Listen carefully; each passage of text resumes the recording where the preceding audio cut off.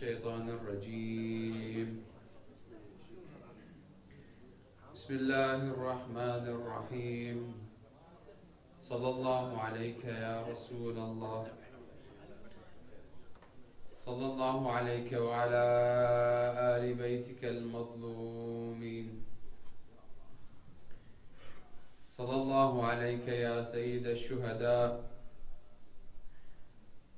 صلى الله عليك يا أبا عبد الله. لعن الله الظالمين لكم من الأولين والآخرين. يا ليتنا كنا معكم سادتي فنفوز فوزا عظيما. اللهم لعن أول ظالم ظلم حق محمد وآل محمد وآخر تابع له على ذلك. اللهم لعن العصابة التي جاهدت الحسين وشايعت وبايعت وتابعت على قتله. اللهم لعنهم جميعا. يقول الله تعالى في محكم كتابه الحكيم: أعوذ بالله من الشيطان الرجيم. بسم الله الرحمن الرحيم. ومن الناس من يشتري لهو الحديث ليضل عن سبيل الله بغير علم ويتخذها هزوا أولئك لهم عذاب مهين. تعجيلا لفرد صاحب الأمر والزمان، ارفعوا أصواتكم بالصلاة على محمد وآل محمد.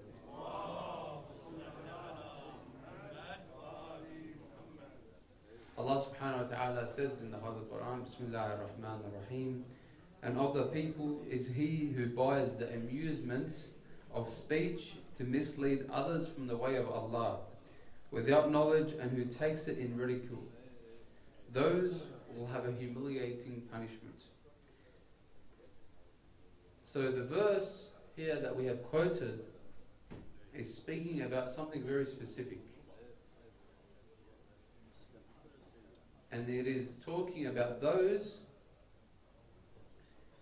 who buy the amusement of speech. Now, what is the amusement of speech? In Arabic it's called lahu al-hadith. What is this? Based on our tafasir, this means music. So those that pay for music. So today we will be discussing this issue, because unfortunately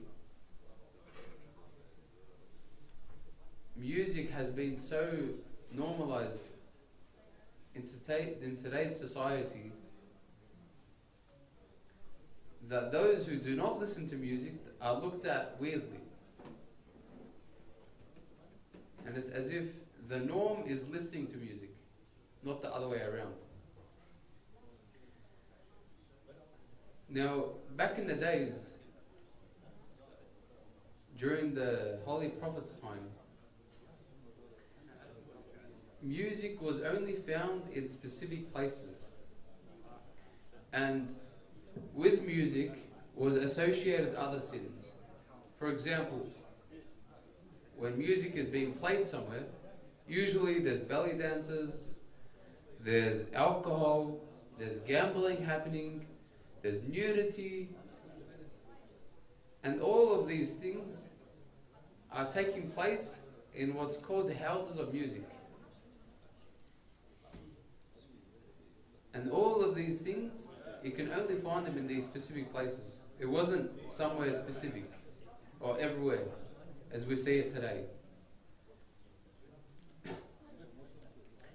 And we even have companions coming to our imams alayhim as-salam and asking them if they can attend these houses.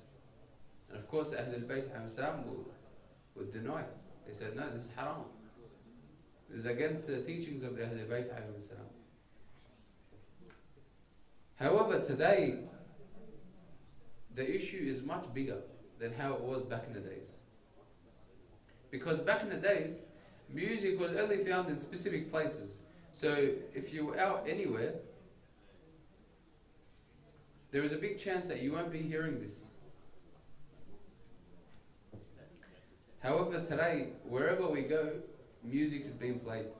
For example, we go shopping. Any shop that we enter, there's certain song that is playing. For example, radio stations, TV, everywhere you go. Even I've seen some lifts in some buildings, music is playing in those lifts. And unfortunately, I've seen this in Islamic countries as well. And even in Islamic countries today, music is very normal, which is unfortunate. Because based on the teachings of the Ahlul Bayt alayhimus salam, a house that music is played in, the angels do not enter this house. Which means if someone was to make dua, for example, in that house, your dua isn't going to be heard. Because there is a barrier. Just like in Dua Kumail, there's a line where it says that, may Allah forgive me those sins that become a barrier between me, you and me. So when I make dua, there's no barrier between me and Allah subhanahu wa ta'ala.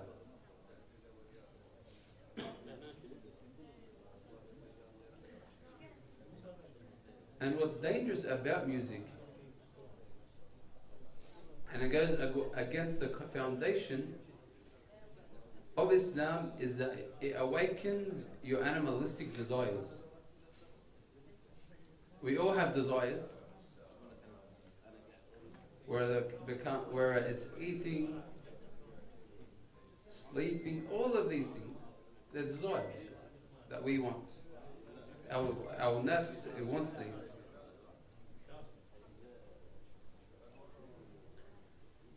And music awakens this.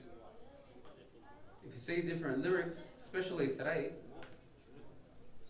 the music industry is wholly focused on awakening that desire that you have inside you. That's why they pick on these type of points, and that grows inside you. And you've got some people that come and say that, I can listen to music, but it's not going to affect me. But sometimes it affects you without you even realizing it.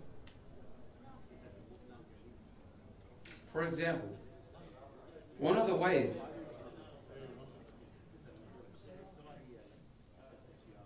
it affects you is when you listen to music, after it, do you feel like getting up and praying, for example? Do you feel like getting up and making dua? I think that's the last thing you're going to think about when you're in that state, or after that state. Why? Because when you're listening to music, you're in a state of ghafla. And the state of ghafla means that you're far away from Allah subhanahu wa ta'ala. You're far away from the remembrance of Allah subhanahu wa ta'ala. That is one of the main reasons why music is haram. It's because it distracts you from Allah subhanahu wa ta'ala. And you're thinking about different things. And especially today, the music that is being played is music that doesn't make you think about Allah subhanahu wa ta'ala. Instead, it makes you think about your own desires and your own self. And this is why music promotes a sense of individualism. All you think about is your own self. And this is a concept that is found in Western society, where all they say on, all they promote is think about yourself only. Don't think about others. And this is so dangerous because it goes against the foundation of Islam. Islam wants us to think about others, put others before yourself.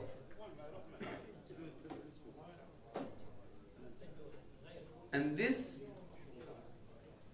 type of music that is around today is going against that. Why? Because all you're thinking about is myself. What am I going to eat first? Or putting yourself before everyone else. And this is why when Westerners see that people in Iraq, for example, during the Arba'in walk, millions of people are flocking towards the city of Karbala, and you see all these mawakib, they're giving out food for free. People are shocked by this. But it shouldn't be a shocking reality. Why? Because people are giving out of their own heart, their good heart. But it's so shocking to them. Why?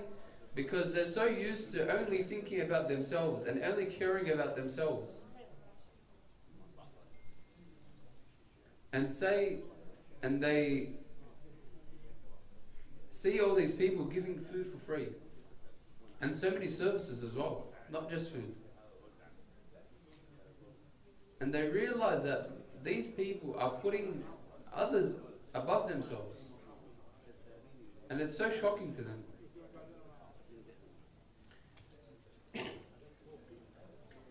Now, another effect of music is that it also promotes materialism, capitalism, desires. All of these are promoted by music. Today, you see different singers, all they talk about is this shoe that they bought, or this hat, or this clothing. And even when you see them, for example, performing, they're always wearing these very expensive clothing that cost over thousands of dollars. And all of this does is that it plants in you the sense of materialism, and to care about what I'm going to wear next, or what I'm going to buy next, or what shoes I'm going to buy, or what bag am I going to buy. And all of this is being planted through music. There's different messages that are sent through music. And this is why it's so dangerous. Because some people come and say, look, it's just music. I'm just thinking, just trying to listen to it, just making me feel a certain way. Yes, it might be that case.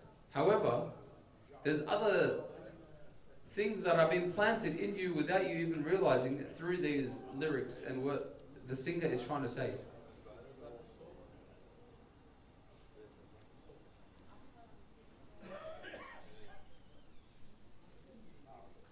And another thing that music does is that it pushes you towards sin. It's one of those sins that open up doors for other sins. Like, for example, so many songs today promote adultery and all of these very extreme and very big sins. When the more you listen to them, the more it increases the desire within you, the more you realize that this is going to lead me to different bigger sins. And this is why it's a door to other sins.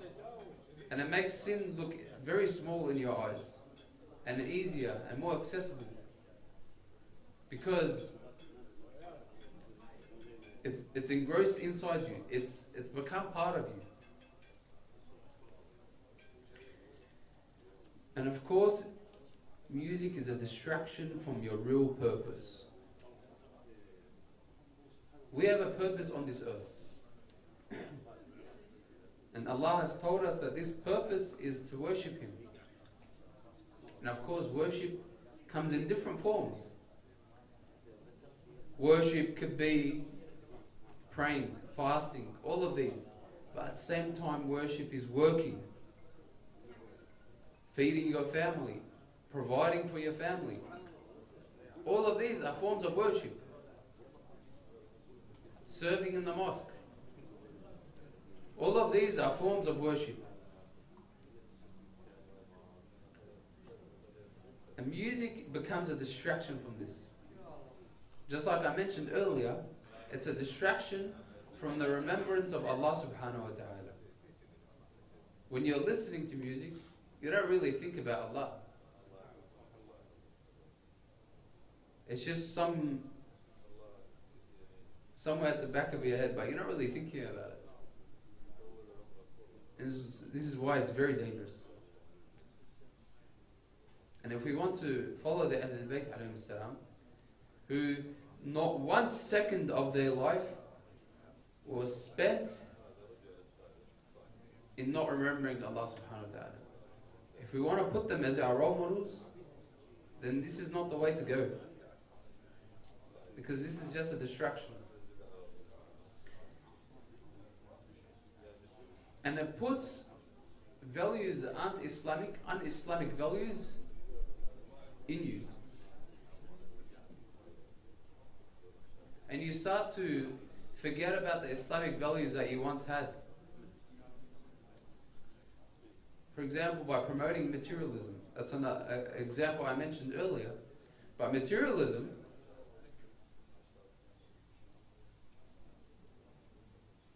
is a value that is so un-Islamic because we are taught by the Ahlul Bayt alayhim salam to dress modestly, to be humble.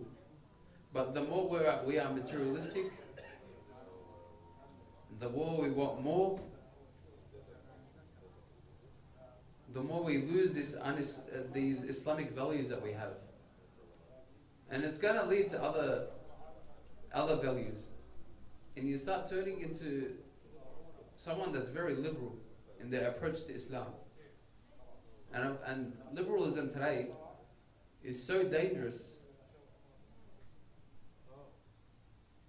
because you start to look at Islam in a very different way to the way Allah subhanahu wa ta'ala and the Ahlul Bayt want us to look at Islam. It's very different. And you start opening up to different ideas and methodologies that never existed before.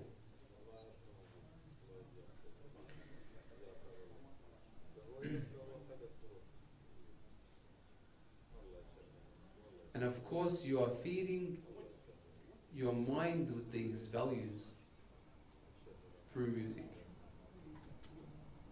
It's like when we're hungry and we're eating a lot, our stomach gets full. The more we listen to music, the more we feed our mind with different values, different ideas. And there's other major sins as well that do the same thing, which I will not mention on the minbar, but they do the same thing. They feed you with these ideas that later on have an effect on you. And it could even have an effect on your manlyhood.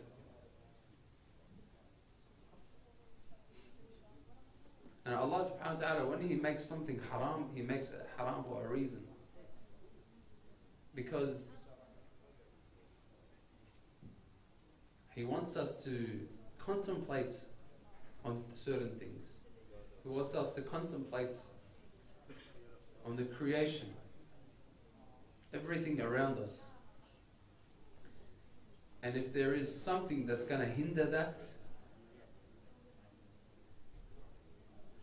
then we must stay away from it. And of course, music is one of those. We shouldn't be distracted by it. Now, there is a research done by researchers in Finland and Denmark. And they studied the relationship between mental health and music. And they found that those who, for example, had negative feelings and resorted to listening to bad music or sad music or very aggressive music tend to feel even worse after it.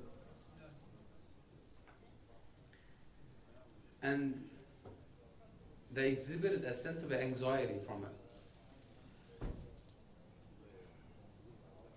And this just it proves the point that the people that say they are listening to music because they're feeling sad and they want to feel better after it.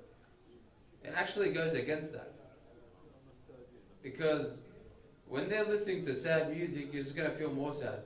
And if you're happy and you're listening to sad music, you're going to feel sad. That's how we work psychologically.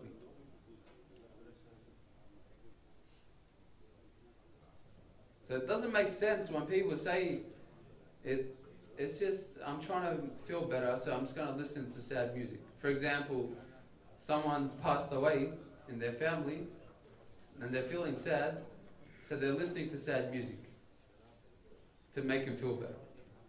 But it doesn't. It makes you feel worse. And you're going to get more anxiety from this. And of course, some people use music to motivate themselves for some reason.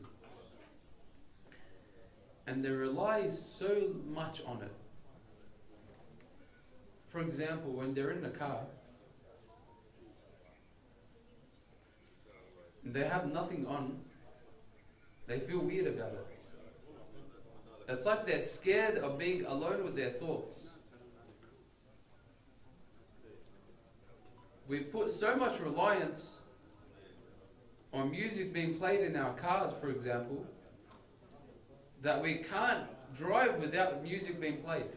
And that's so dangerous because it becomes an addiction.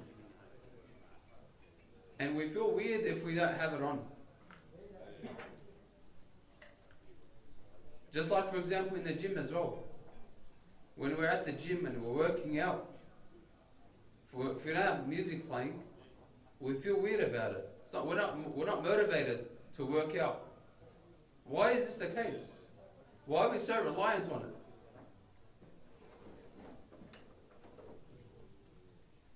We must be able to be comfortable with being alone with our thoughts. Why can't we conquer that? They're our thoughts at the end of the day.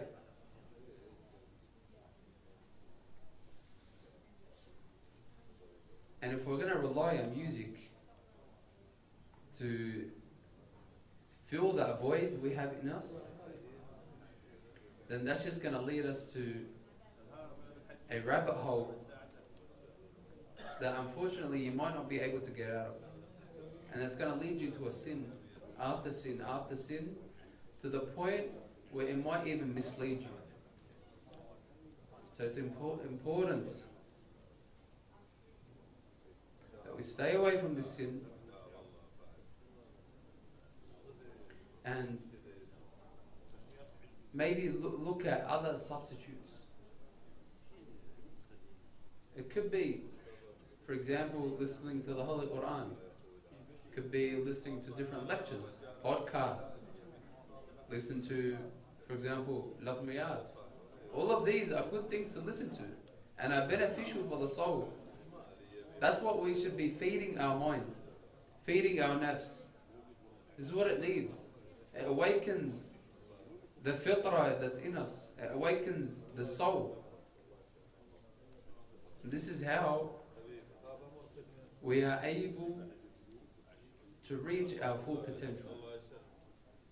Because once we listen to these things that are positive, it's going to lead us to other things. Just like with music, it leads to bigger sins or other sins.